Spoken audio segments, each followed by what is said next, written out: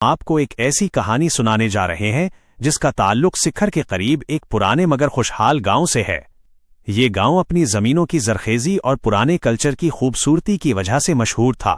کچے گھروں کی دیواروں پر چونے کی سفیدی، صحن میں لگے نیم اور پیپل کے درخت، عورتوں کا گھڑوں میں پانی بھرنا اور مردوں کا دن بھر کھیتوں میں کام کرنا، سب منظر کسی جنت کا گمان دلاتے تھے۔ لیکن جیسے ہی سورج غروب ہوتا گاؤں کی فضا ہی بدل جاتی۔ دن کی رونقیں جیسے اندھیروں میں قید ہو جاتی، چراغ بجھا دیے جاتے، دروازے اندر سے کسکے بند کر دیے جاتے، چھوٹے بچے سہمے ہوئے ماں کے آنچل سے لپٹ جاتے۔ وجہ ایک ہی تھی، وہ دین۔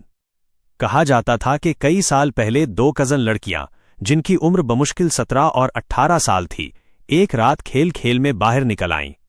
انہوں نے سنا تھا کہ کوئی بھیک مانگنے والی عورت آتی ہے، لیکن وہ دونوں ہنسی مذاق میں یہ کہنے لگیں، چلو دیکھتے ہیں یہ کیسی عورت ہے۔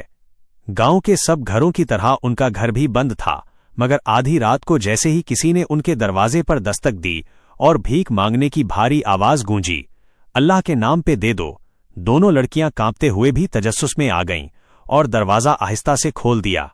سامنے ایک جھکی ہوئی بوڑھی عورت کھڑی تھی، اس کا چہرہ صاف نظر نہیں آ رہا تھا۔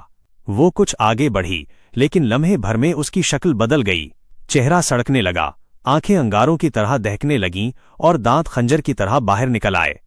اس کے بعد جو چیخیں سنائی دیں وہ پورے گاؤں نے سنی تھیں، لیکن کسی میں ہمت نہ تھی کہ باہر آتا۔ صبح جب سب نے دروازہ کھولا تو دونوں لڑکیاں لاپتہ تھیں، صرف دروازے پر خون کے چھینٹے اور 2 پازیب گری ہوئی تھیں۔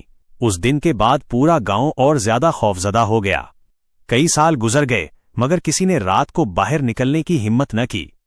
ایسے میں فیضان نام کا ایک جوان جو تعلیم کے لیے سکھر شہر گیا ہوا تھا، گاؤں لوٹا۔